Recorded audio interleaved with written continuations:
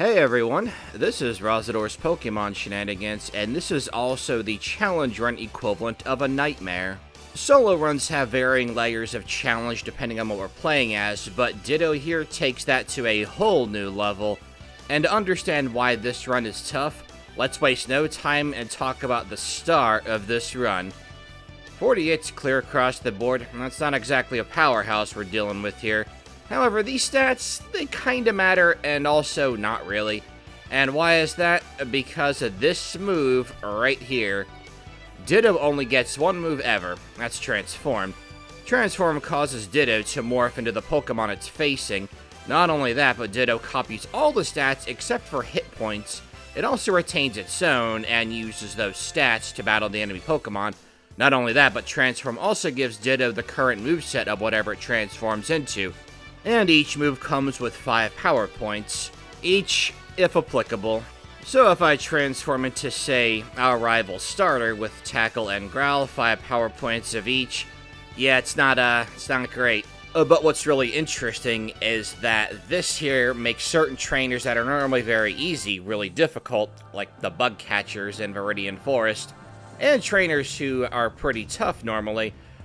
Maybe not easy, but less tough. Just depends on which one, but we'll get to that. Any battle Ditto has to go through is largely dependent on the first Pokemon that an enemy trainer will send out.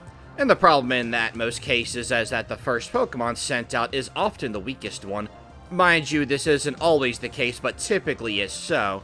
And then you start to think about the major battles of the game. We've done a fair bit of Fire Red runs here on this channel, thanks to both invasive species, as well as the first Fire Red run on our channel, Fire Red Raticate only run.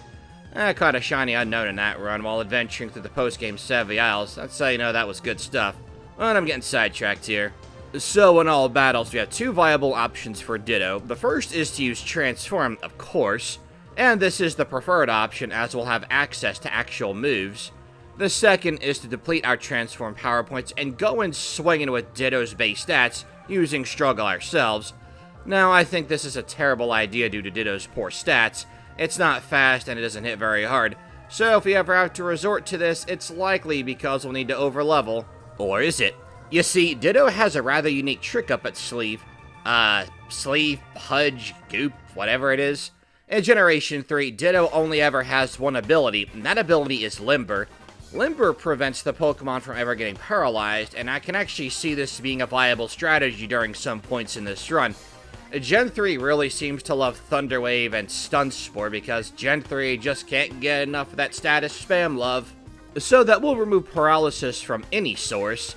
Off the field, Thunder Wave, Stun Spore, Static, etc. The trade-off, of course, is that we're using Ditto without Transform, so we're not going to be hitting very hard and we're probably going to be outsped.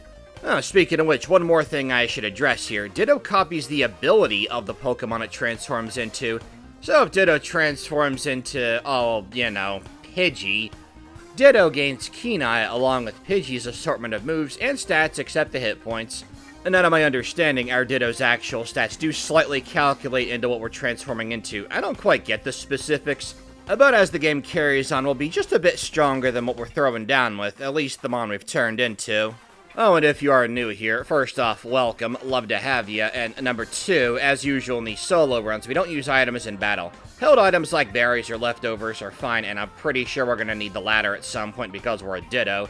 But no stuff like potions, full restores X items, full heals, etc. I can't catch wild Pokemon because you need HM users to make progress.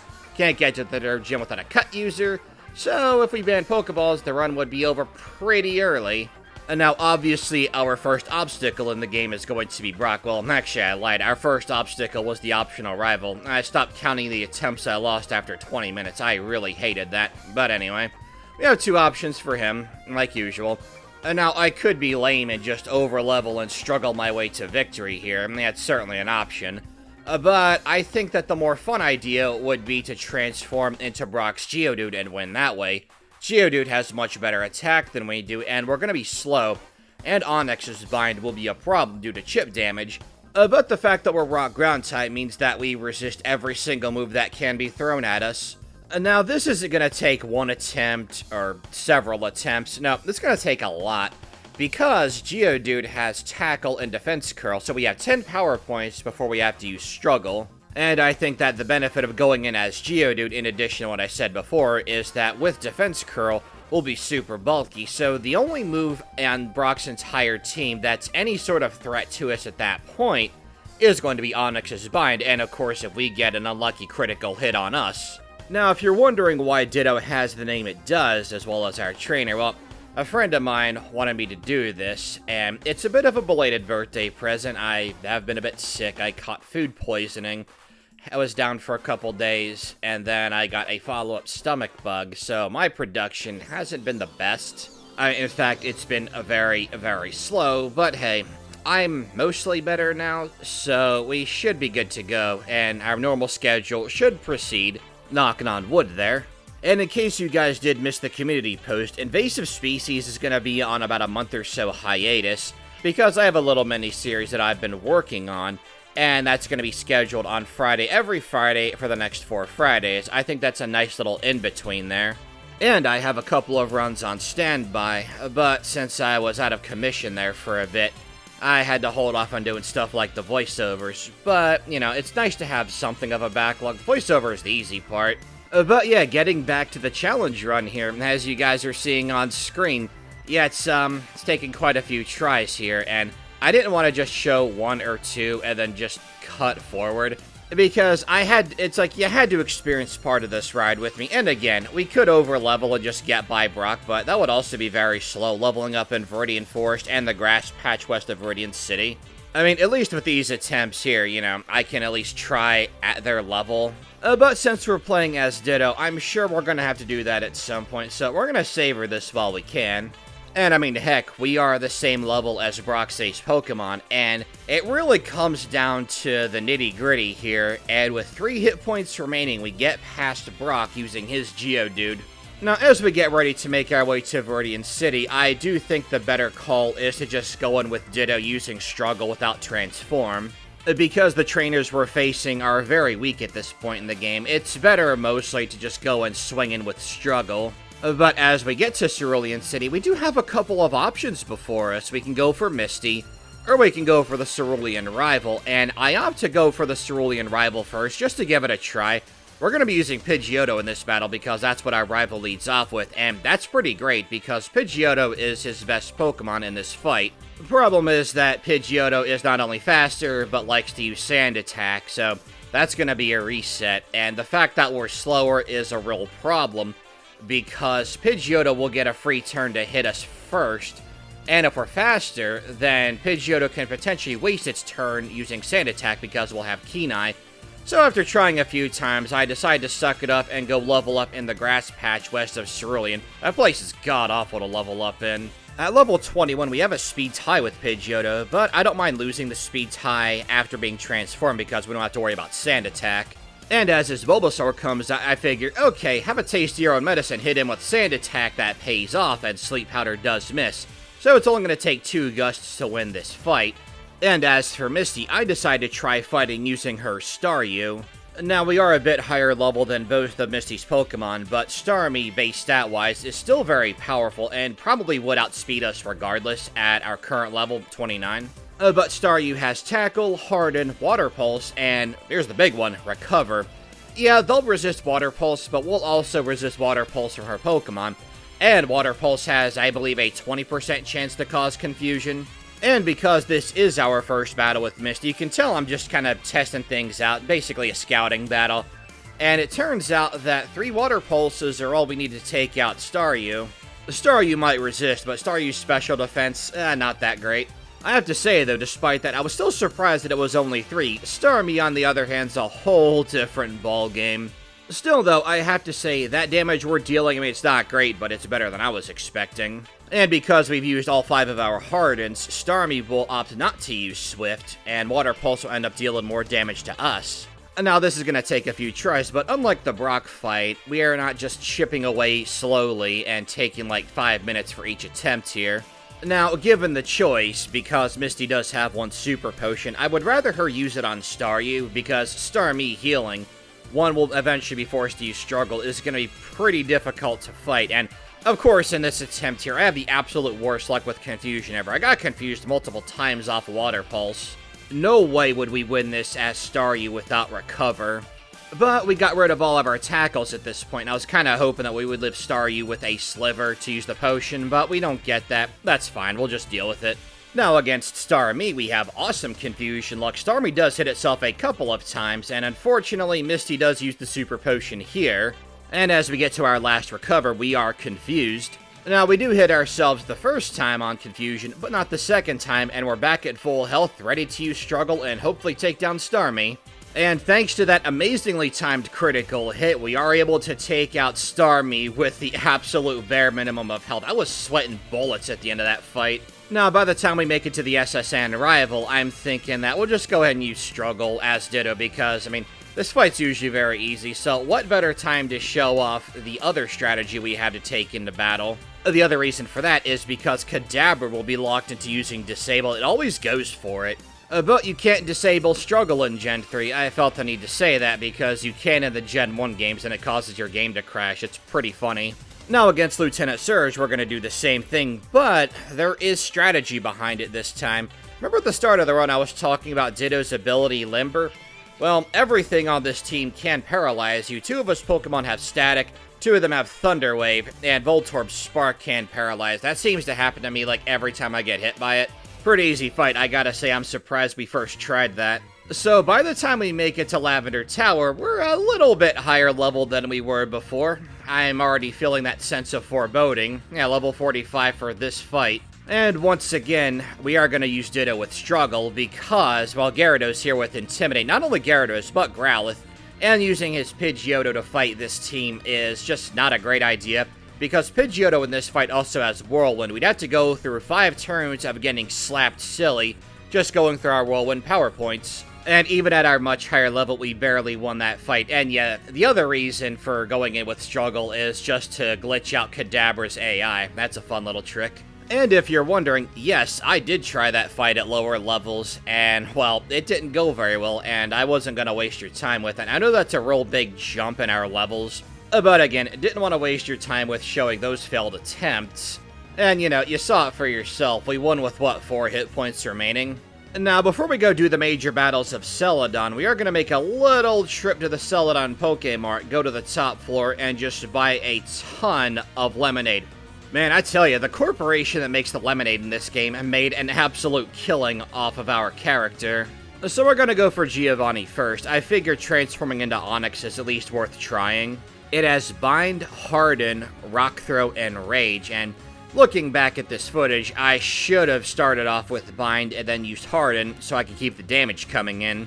I figure the best thing to do straight away is to max out our defense, so not the worst mistake I've made, but still, looking back, it's kind of frustrating. Now, an awesome advantage we have transforming into Giovanni's Onix is because we're not using the base hit points of what we transform into, thus retaining our own. Us as Onix have a bit more hit points to go with our really, really awesome defense stat and our decent speed. We're definitely faster as Onix. And once we start going for a Rage, our Rage is building, which is nice, except for the fact that Onix is resisting us, so by the time we're done depleting all of that, we're already using Struggle, so maybe this isn't the best idea. I will say, though, that I am very surprised that we were able to KO Onix without using Struggle. We're down to the nitty-gritty on our Rock Throw, so as Rhyhorn comes out, oh, it's Kangaskhan, and it outspeeds us. Lovely. We'll use our last Bind and Rock Throw and start struggling, but what makes Kangaskhan so dangerous in this fight is that Bite is a special move in Generation 3, and Onix has awful special defense. We take it out, but with our HP as low as it is, we can only get Rhyhorn down to about half, and what I did before battling Giovanni was that I used a Power Point restoring item on Transform, and I didn't save because I want to preserve them, and I wanted to see what would be better. And it turns out that Struggle still is the viable strategy, and it changes who Giovanni sends out second, so that was kind of interesting. I gotta say, too, I'm really not liking those scary faces from Rhyhorn. I mean, Kangaskhan might be faster anyway, but with Scary Face, it definitely is. Using Struggle, we get farther into the fight, bringing Kangaskhan down to about a third and taking out the first 2 Pokemon, so yeah, we're gonna just go in with Ditto, no Transform Power Points, go in with Struggle, and just hope for the best. I really don't like this strategy, but It's what we gotta do, and it is the better one.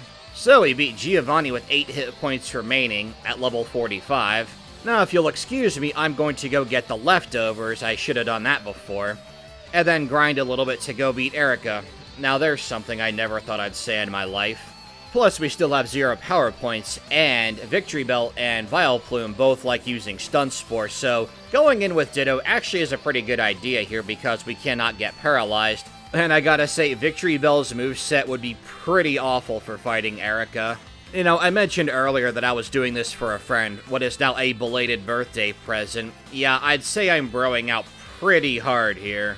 I gotta say, the mid-game hasn't been as fun for me, because at least with Brock and Misty and the Cerulean rival, there was some strategy involved with using Transform and keeping our level kinda low, but as you can see, we're level 51 in this fight for Erica. And I figure, yeah, we could always come back later, save her for 7th, but might as well just do it now, get it out of the way, because we're already in Celadon. Now, I have mostly been going recap style here, but another part of beating Erica is her Pokemon using Giga Drain, because when her Pokemon get at low health and use Giga Drain, that prevents her from using a Hyper Potion. Thus, we can survive longer, thus we can endure more recoil from Struggle. And things do take a turn for the worse when we get hit by Sleep Powder. Yeah, without leftovers, we would be dead right now. So at Silphco, we get to transform into Pidgeot. This is pretty sweet, actually. We have Wing Attack, Quick Attack, Whirlwind, and Feather Dance. I figure for Pidgeot, we'll just take it out with Quick Attack. We want to save Wing Attack for Venusaur. Now, check out this damage we deal to Gyarados. Coming in with that bit of experience points was a strategical move on my behalf, but we'll talk about that here in a sec. Let's try and get through this fight. With only 1 Wing Attack by the time Alakazam comes out, we're going to use Whirlwind here and then bring Venusaur out. And of course, when Venusaur comes out, we're going to go for Wing Attack. A critical hit would have been really nice there, but no dice. Razor Leaf isn't hitting us that hard, all things considered. Oh, I misspoke. We had 2 Wing Attacks. Very nice. With Venusaur down and only Alakazam remaining, thing is that Alakazam in this fight only has Future Sight as an attacking move, so we can somewhat safely use up our Feather Dances, our Whirlwinds, but we have to bear in mind that Alakazam has many turns to set up Calm Mind, and a very powered up Future Sight could probably one-shot us. And thanks to having 2 Intimidates on us, Alakazam doesn't even take half from Struggle, and we get taken down to 18 hit points off of a Future Sight, so we have to win right now. This fight took a grand total of 5 tries to beat, honestly pretty good. Now, Giovanni's Nidorino actually isn't that bad to transform into, yet we do have 5 dud turns because of Helping Hand. I have no earthly idea why Game Freak didn't just change that to something else. But because we have leftovers, we can get rid of our Helping Hands relatively safely, as long as we don't get crit too many times. Against Nidorino, we want good luck with Fury Attack, and yeah, us exchanging a 4 and 5 hitter was pretty funny. And I gotta say, poisoning Kangaskhan right off the bat is really awesome. We definitely want to save some Poison Stings for Rhyhorn, though. That's another great thing about Nidorino, is because of our ability, Poison Point, 2 of Giovanni's Pokemon could get poisoned off of us making contact 1 out of 3 times. And of course, as Rhyhorn comes up, Poison Sting does not poison, so we're going to be chipping away for quite a while with Fury Attack. We really need good Fury Attack luck now more than ever. And Horn Attack. We will have to use Struggle by the time Nidoqueen comes out, I think. Well, that is what I thought, but Poison Point came in super handy here, so as we take out Rhyhorn, we still have Horn Attack for Nidoqueen. Now, obviously, we cannot poison her, but having 1 Horn Attack before going into Struggle, it does help. It's the little things, you know? And now you'd think after that Tail Whip that we would be done, but it is Giovanni, and Double Kick against the Poison type, just Class A tactics by the head of Team Rocket here. Just simply fantastic battling. This fight took 3 tries.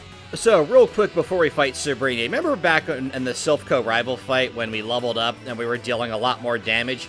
Well, since Pokemon is the gaming series that keeps on giving, if you level up while transformed, you gain Ditto's base stats, and because we're much higher leveled, we're hitting harder. Fun little fact. And yeah, we're taking advantage of that later on too.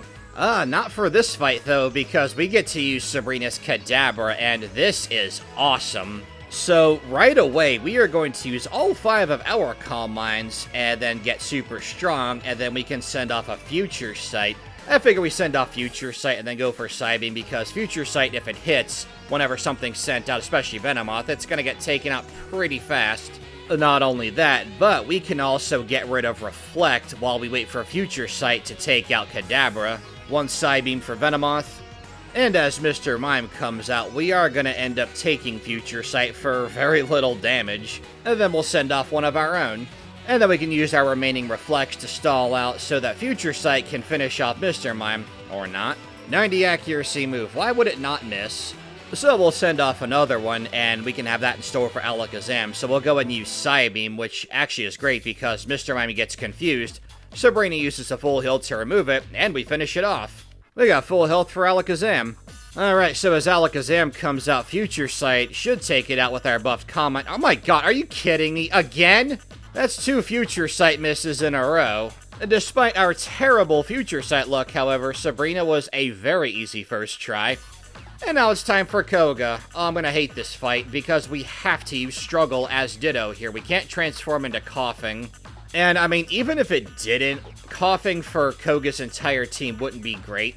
Coughing has Sludge, Toxic, Smokescreen, and Self-Destruct, so no way are we getting through this fight as Coughing. I mean, Self-Destruct means that we're gonna automatically lose the fight. That's unusable in a solo challenge. And it's Koga's Muck that makes this fight so difficult because, you know, Acid Armor boosts your defense by 2 stage, it has Minimize, it has Sludge, 40% chance to poison, and it has Toxic. I like to think that Muck overall is Koga's best Pokemon here. In this fight, more than ever, we need to get really lucky with critical hits, which is unfortunate for us because a critical hit chance in Gen 3 is 6.25%. Clear across the board as long as you're not using something like Focus Energy or a crit raising move like Slash. And wouldn't you know it, we don't have any of those things. But as we go ahead and get ready to lose to Weezing here, we actually got pretty close on this try. Alright, so check this out, right? You can get a Lepiberry west of Lavender Town. It's in the grass patch. You need Cut for it. Now, hear me out. What if we get a critical hit to one-shot the Coughing, the Lepiberry kicks in, and we transform into Muck, and then fight Koga's team with that instead? I mean, it's worth a try, right? I mean, we've covered that thing's moveset. It's not great, but having Acid Armor and Minimize could actually help us out quite a bit. I hope. Now, even this isn't an ideal strategy for this fight, because we don't have leftovers because we had to slap on our Lepiberry. And as we're buffing our stats, Muck is doing the same to us, and because we have 5 dud moves in Toxic, that gives Muck a lot of time to max out on Acid Armor and Minimize. But I had to try something else because I was so sick of trying over and over again. And yeah, we're now level 70, by the way. Like, I had to see something different for a little bit here, and it's right in this fight here. I knew this fight was going to be hard going into it, but I didn't think that we would deal such little damage with Struggle. Our Ditto is fairly well trained with attack EVs and hit points. I want to make sure our hit points were good too. And the further we get into trying to chip battle against Koga's Muck here, I'm realizing that, yeah, the strategy, it was worth trying. It's cool, but no, we gotta fight Koga with Struggle Ditto, and that's very unfortunate because we failed many times at the high 60s, and in the 70s as well, because don't forget, to even get this attempt here to be a thing, we had to get a critical hit on Coughing. Again, 6.25% chance to even make it to where we are right now. And of course, Koga's Muck is hitting us way more than we're hitting it. It really feels that way. It's unfortunate, but we're gonna have to bite the bullet and level up quite a bit here, and this is where this run really stopped being fun for me, because I know in solo challenges, you know, there's a point where you're gonna have to overlevel at some point if you're using something weak like a first form starter or something. And we are already a very high level, and the fact that we have to get a higher level to beat this fight, I'm not really a fan of it, because the highest level Pokemon on this team is 43. So what level do you think we got to? 75? 80? No, seriously, I want you to take a guess, because you're not going to believe this. You made your guesses? Okay, level 90. Not only that, but we still don't one-shot the first Coughing. Oh my god. And don't think for a sec that Koga is the last of our troubles, because we still have a couple of gym leaders remaining. But before we can talk about that, we're gonna have to, get through this fight. I mean, we're level 90, so of course we're gonna win.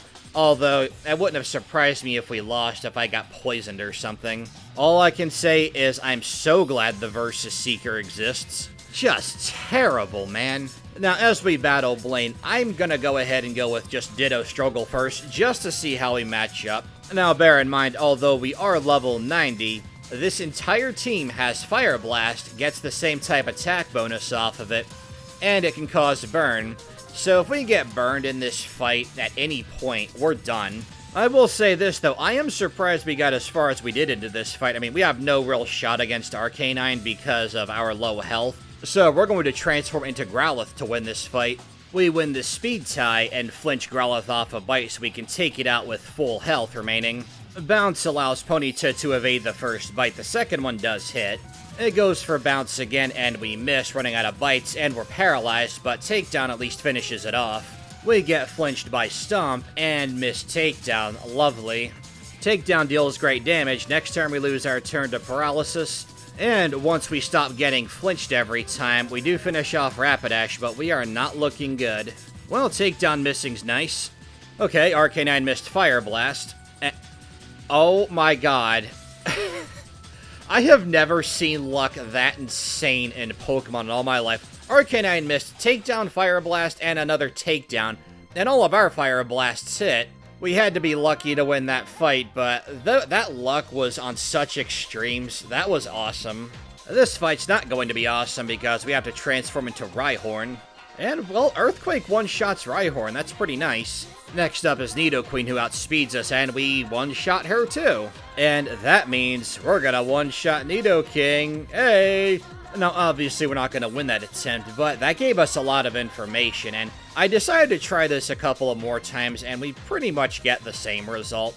It's just we get too beat up by the time we make it to Dugtrio. But, my friends, we have another trick up our sleeve. Now, we had to go through the Safari Zone earlier to get the HM for Surf. What I didn't pick up there the first time, though, was the Quick Claw. The Quick Claw is a held item that will make you go first by 20%. If you're the slower Pokemon. Now, that doesn't outspeed stuff like priority moves like Quick Attack or whatever, but with the Quick Claw, I think we have a pretty good shot. Honestly, we don't need that much luck. And of course, when I go get it, we're outspeeding everything because I didn't get hit by Scary Face, although should the Nidos still be faster since we're using Rhyhorn's base stats? Maybe the Quick Claw did proc. Yeah, we definitely got some Quick Claw procs there because Dugtrio would definitely be faster than us, so that was pretty cool. Definitely worth going to get that. So let's go fight Rival 6. That'll be great. But at least we get to transform into Pidgeot. And as you can see, our moves are Feather Dance, Gust, Quick Attack, and Wing Attack, so I take a moment to think about what I want to use. I go for Wing Attack and get a very lucky critical hit. I like the way that started. Now, Rhyhorn is going to be a problem, but we can use Feather Dance to just destroy its attack. Unfortunately for us, we're not going to be dealing that much damage to Rhyhorn because Rhyhorn resists all of our attacks. And we might not be dealing much damage to Rhyhorn, but you can see just what a difference Feather Dance makes. Well, I say that, and then I get crit. Critical hits bypass the attack drop. And we get crit again, for good measure, because that's feasible. And as Gyarados comes out, our attack gets dropped by Intimidate, and we are super beat up. And thanks to Rain Dance, we get destroyed by a Hydro Pump, even with Gyarados' rather mediocre special attack. So what can we do to get by this fight? I mean, trying what we tried against Muck is completely out of the question because there's no way that we're one-shotting Pidgeot with a crit with a struggling Ditto. I mean, maybe if ours had better IVs. I did check afterwards, and I just used the first one that I got, and I was like, yeah, Jolly Nature's cool because, Jolly Nature gives you more attack and drops your speed. I don't care too much about speed because we're transforming and going to be using the speed of whatever we're using. But that was a terrible idea, and I probably should have reset for better stats and a better nature. But we have a way around this. Remember how we beat him in Silph Well, let's do that again, shall we? Well, maybe, I don't know. We'll at least have a better advantage here. Having Rhyhorn thrown into the equation here, that might make our little level up glitch strategy just kind of fizzle out. And speaking of Rhyhorn, we're going to go ahead and just use all of our Feather Dances here. After the third one, it's not going to lose any more attack, but we have to get rid of them in case we need Struggle. So I decided to try Gust, and yeah, you can see how much more damage we're dealing. This is definitely the way to go. But I would like to save some Gusts for later on in the fight, so while Rhyhorn is at Death's Door, Wing Attack takes it out. You want to see this level up feature in action here? Look at Quick Attack's damage on Gyarados. It's after Intimidate, by the way. 2 Quick Attacks and a Gust take him down.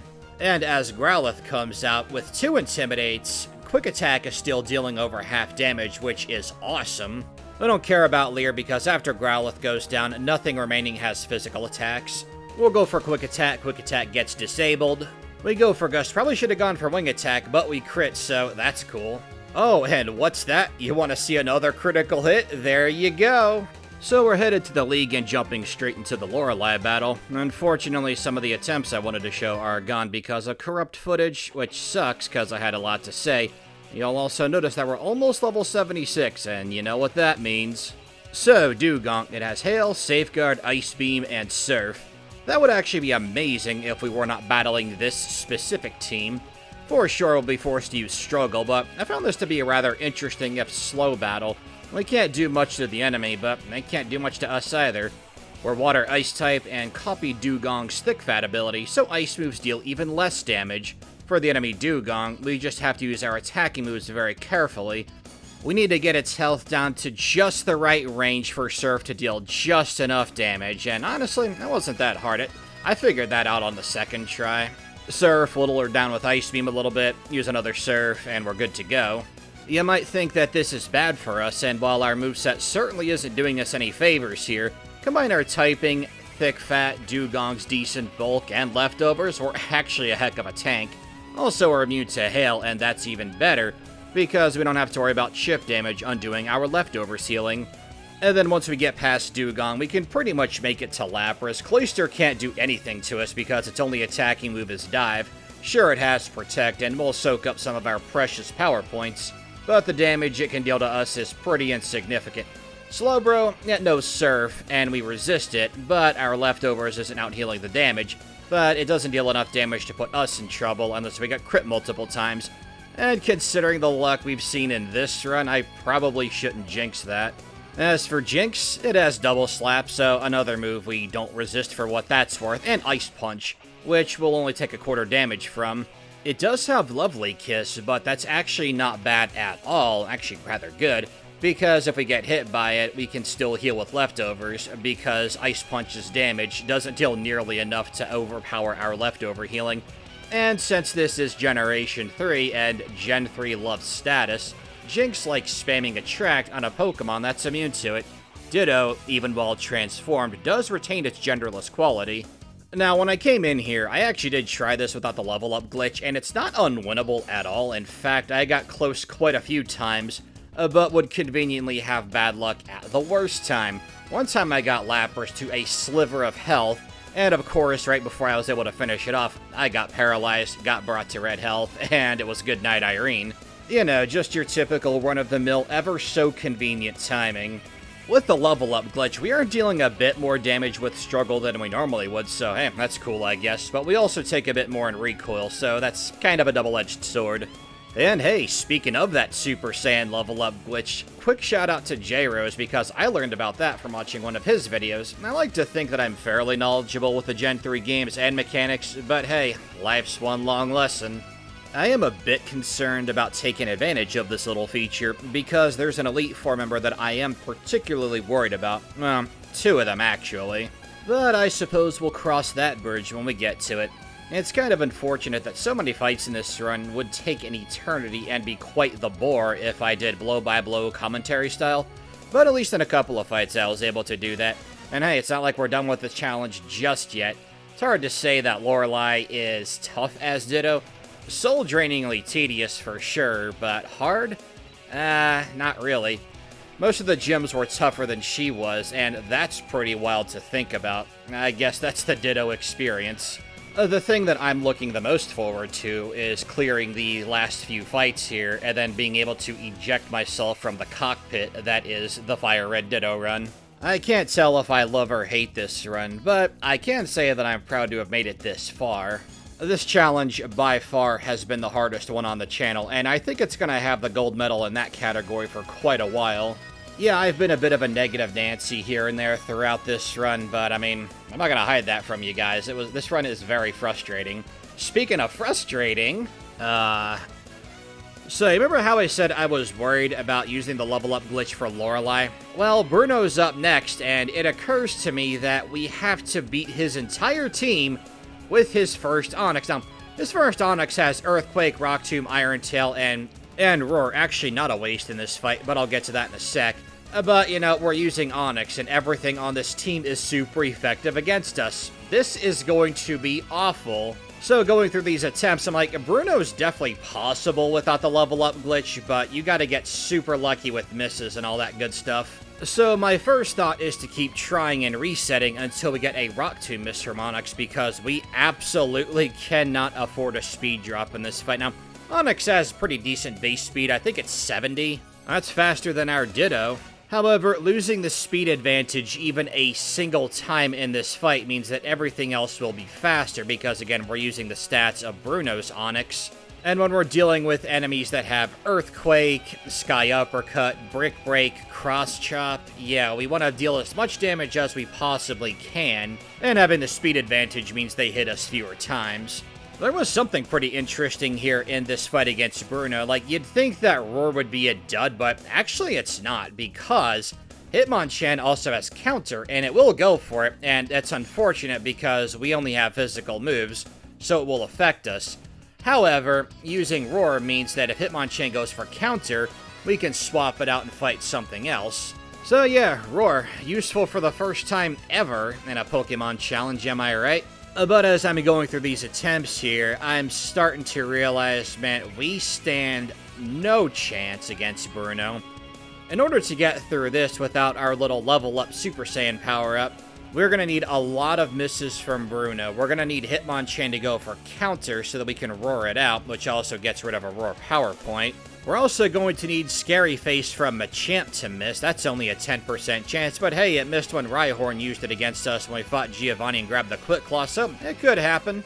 We also need Cross Chop misses from Machamp. That's a 20% chance. Actually, a lot of this team has inaccurate moves. Hitmonlee, while it has Mega Kick, it's not going to go for it. Brick Break is 100 accuracy, so if you'll excuse me, I'm going to go back outside and get enough XP to take advantage of our level Super Saiyan up against Bruno. Not going to show Lorelei again because I put you guys through enough of that torture. Now, unfortunately, we are hit by Rock Tomb while we're transforming. Pretty likely that happens. I did go for Iron Tail to try out damage, but I'm like, wait, what am I doing? Just go for Earthquake. And now we have leveled up. Let's see if it makes a difference. And, wow, we outsped Onyx. Okay, so we're faster even with that Rock Tomb speed drop. This is nice. Okay, after roaring out Hitmonchan, okay, Hitmonlee after 2 speed drops is faster, but we one-shot it with Earthquake. And it turns out we one-shot Hitmonchan with Earthquake, meaning that we didn't need to use Roar at all. I mean, I'm definitely liking the damage that we're dealing, but, man, Machamp almost took us out. 31 health after that fight, so even with that, that was brutal. Also not our first time trying it. That took 2 tries with the level up glitch. So next up is Agatha, and I feel pretty confident about this one actually because we get to use her Gengar. Her Gengar has Double Team, Confuse Ray, Toxic, which you'd think would be a dud, but maybe not really, and Shadow Punch. I actually go for Double Team seeing what Gengar will do, but it goes for Shadow Punch, so we gotta take it out lickety-split. So as Golbat comes out, we'll slap it with Confuse Ray, it hits itself, and we can keep on setting up Double Team. Now, another thing that's kind of awesome is that Toxic normally would be a dud, but since we have Confuse Ray, we can use Toxic once we're done with setting up Double Team to further stall out and let the Pokemon hit itself in confusion. That'll conserve our Shadow Punches as well. That all sounds pretty great, right? The enemy hitting itself while we stall out. Toxic basically does nothing. And with 5 Double Teams, we're going to be very hard to hit.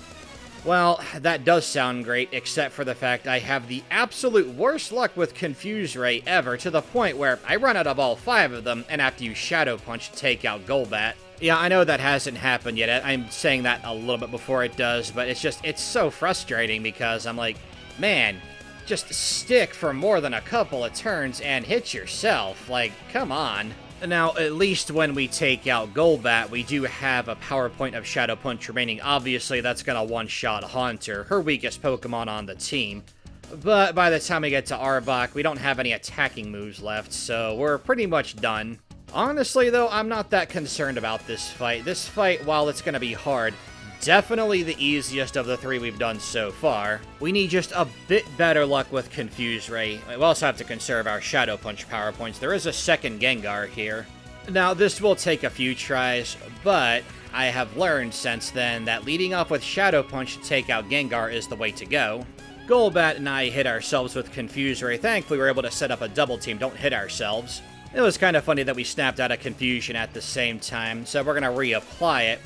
And of course, we get hit. It doesn't hit itself. And you know, the real icing on that cake is we had, what, 3 double teams set up and hit by Confuse Ray? Solid. But even if we had good luck, Golbat would still take a hot minute to take out. Now, in stark contrast to that, Haunter being a one-shot with Shadow Punch, love to see it. So as Arbok comes out, of course we're going to go for Confuse Ray, and of course it doesn't hit itself.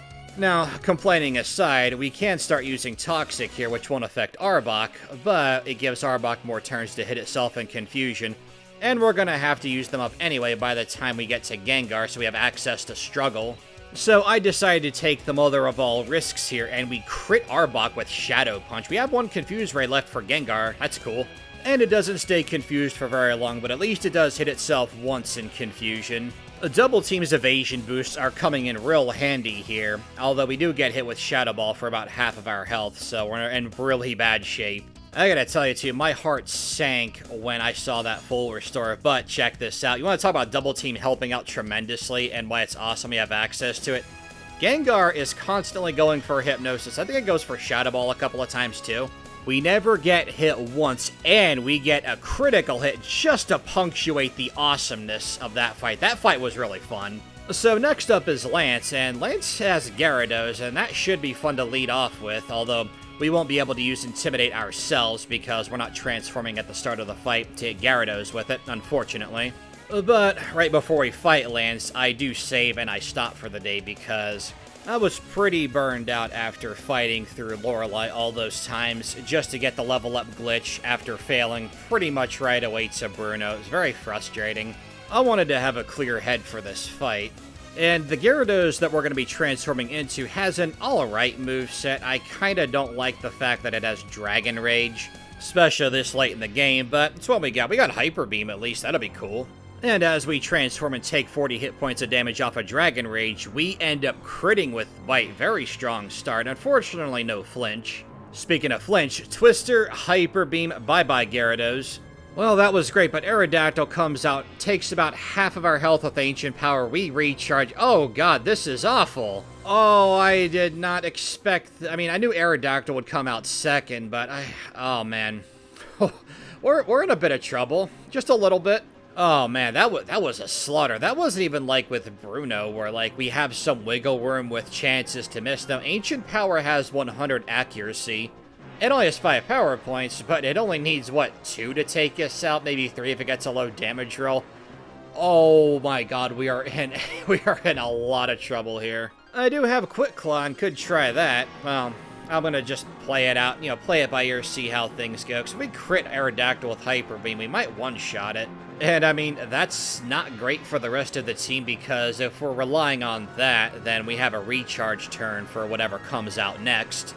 So what we got though, so what we gotta do. And it's not like Gyarados is easy either. I mean, we're using Lance's Gyarados, which means it has all of the same options to fight us, and a lot more power points, although I do like that we both have equal uses of Hyper Beam, that's kinda cool. But what makes his Gyarados different from ours is that he's able to use Intimidate because it's before the fight starts, and we have to take a turn to transform, so we can't. Yeah, I think it's safe to say that if we want any chance of getting through this fight, we either need, like, the mother of all luck, like the absolute convergence of all the stars in the universe to get through this fight, or we can try the level up glitch, which means I'm going to be going through Lorelei and Bruno again to do it. But I have to try. I'll give you a recap. Lorelei took several tries, Bruno took several hours, and Agatha took 2 tries. So, while doing this, I found out something else really interesting about Gen 3 AI. Like, you're not gonna believe this. Oh yeah, and we're still slower than Aerodactyl, so that was a giant waste of my time. Love it. But no, seriously, check this out, right? Okay, so by now, Bite and Hyper Beam will take out Gyarados as long as Hyper Beam doesn't miss. 10% chance of that. Aerodactyl, because we have Quick Claw, uses Scary Face on us. And yeah, that crit was nice, but like, that happened a lot whenever I had Quick Claw, and that was nuts to me. I think that it's because the game registers that we're faster somehow. Sadly, Aerodactyl is smart and doesn't love status moves to the point of being locked into them. Stop here. This was as far as I could get into this fight. Like, maybe if I had a bet, like, maybe if I gave myself a Max IV's Ditto and Adamant Nature or something, I could have done more damage while using the level up glitch. Now, this fight is possible. I just want to verify that it is. We got to Dragonite. If we got a bit better luck, maybe if Aerodactyl used Scary Face more or something, we'd be alright, but not the case. So, I submit to you, for the first time on this channel, can I beat Pokemon Fire Red with just a Ditto? Well, no, not by our rules. I mean, if I had X items or something, yeah, it'd be a piece of cake, but going by the rules that I've set for myself, no. Again, I know Lance is possible, but I want to just go over everything that we would need to have happen to win this fight. Gyarados, we can flinch or not flinch. We prefer a flinch so we don't take any damage. Then Hyper Beam doesn't miss Gyarados, 2-shot, right? So when we come out and we're recharging against Aerodactyl with the Quick Claw, we need him to go for Scary Face multiple times. Again, we would prefer misses, but with 90 accuracy, maybe 1 will. Either way, we need a critical hit to get by Aerodactyl if we want to be in any sort of fighting shape. Then, of course, we have to worry about the Dragonair, which, with Twister, we could get some flinch luck on them. And we would actually need that for the Thunder Wave Dragonair. As for Dragonite, Dragonite has Inner Focus in Gen 3. Dragonite doesn't flinch. So Twister would deal okay damage, but really, the best thing to hope for there is a critical hit Hyper Beam. It's very unfortunate that we're so close to the end and the challenge fails here. That's unfortunate, but you know, it is what it is. I tried my best. Now, I know you'd probably be disappointed if the video ended right here, so let's go ahead and get Ditto into the Hall of Fame, shall we? We're gonna go ahead, we'll remove our final PowerPoint of Transform because I want to see how this fight plays out with Ditto using Transform before using X items. Now, yeah, I know that if I just slapped on 6 X specials, that we could just sweep this entire team with Bite and Twister, especially Twister on the Dragons. But I also want to show you guys that running Ditto without transforming, it's not happening. Oh, and if somebody wants to do the math on a victory against Lance with everything I said before, feel free to let me know because that's a little bit too much for me. Okay, so let's get back to it, shall we? So, leading off with Ditto Struggle, that crit did really bad damage, I'm gonna be honest. Now, we will start using our X items here in a sec, but you're gonna see just with how little damage we deal. Yeah, we're not even getting by the Gyarados. I actually did have 6 of each X item, as well as a dire hit coming into this originally. I wasn't expecting Lance to be this hard, so again, because the challenge is officially a failure by our rules, I just gave myself 6 more for this fight specifically, and a dire hit that I ended up not using at all. But the strategy here with our X items is that setting up X defend first is the way to go, because the more defense we have, it's going to make Hyper Beam deal a lot less damage, which gives us a lot more wiggle room to use other items and stuff while we're setting up here and getting ready to sweep. And thanks to Intimidate, we don't one-shot Dragonite, and he almost took us out, so even with all of that, we still almost lost this fight. And, you know, if it was that big of a deal, I would have just restored our PowerPoint, and then just, you know, did what I said before, X special on our Transform Gyarados and sweep. 22 hours and 46 minutes before the champion. Leave a like, subscribe if you appreciate the grind. I usually don't plug myself like this, but I'm doing it this time because I earned it. Now, I mentioned before that I already had 6 of each X item and a dire hit. Well, I had that in mind because the champion is... yeah, he's next to impossible, and not for the same reason Lance was. Pidgeot's only attacking move is Aerial Ace, and the only way you get by this fight is that you'd have to enter this fight without any transform power points. That's why I entered the Elite Four with 4. And you'd have to one-shot Pidgeot with a Struggle Crit and then transform. You do that by holding the Lepa Berry. And judging by that damage, we're not two-shotting it. Again, if we had a better Ditto, maybe that would be the case, but it's not going to be possible here. Now, the problem is, Aerial Ace, 5 uses of it, is not getting through the champion's entire team. But it is pretty cool that in the final battle, although this is a failed run as per our rules, again, that although we're using X items, there is still some strategy to be had here. We have to keep our guard spec refreshed, which, that's missed in item form.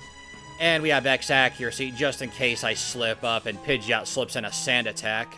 So we use guard spec while we're setting up, keeping it refreshed, and I'm not going to forget to use dire hit this time either. Absolutely need that. We're going to need all the firepower we can get to get by the champion.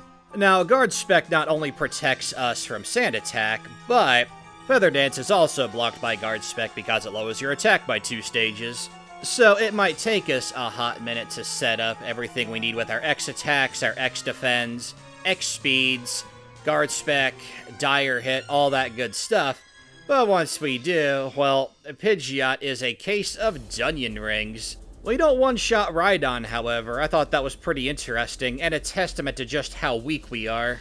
And because the champion sends out Alakazam second, we know that if it's possible to one-shot Pidgeot with a crit, again with a better Ditto, possibly, someone else is going to have to test that one out. Unfortunately, the final battle, not a whole lot going on here, but that's what happens when you just use X items and overpower your way through fights. Overpower might be too strong of a word, though, because we still took quite a bit of damage, even with all of those items. Yeah, that's Fire Red as Ditto. It's, how do I put this? I was expecting this to be brutal. This was just straight up ruthless. And honestly, as the run carried on, right around the mid-game, like around Koga specifically, the run really kind of lost interest to me because everything had to go a certain way to win. There was only so much strategy to incorporate, and I find that to be unfortunate because part of what makes these challenges fun is that every Pokemon run you do, there's always room for fun strategy.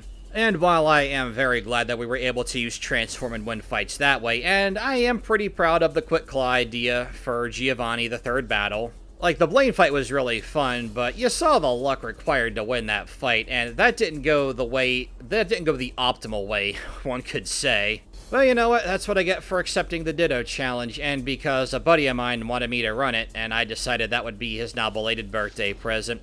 Hey, if nothing else, you can't say I don't bro out for my friends, right? Now, I have had thoughts about running Ditto in other games, and maybe I'm gonna need a long vacation from doing anything pertaining to Ditto. If my channel ever got to something absurd like 10,000 subscribers, then yeah, I'll do another Ditto run, I guess. I actually do have a game in mind, and I'm probably gonna hate myself for committing to it when the time comes. Well, it's either when the channel hits 10,000 subscribers or when 2027 hits. I don't know, just a random deadline date, I guess, for when I'll do that other Ditto run. Well, if you guys made it through this super ad-libby outro that I had to stop and clip out all of the flubs and other stuff, I probably should be cutting out right now because I'm kind of directionless in what I'm saying. And if you stuck all the way through to this part of the outro, about to finish up here, you're awesome. Thank you so much for watching. I'll see you at the next run. Bye.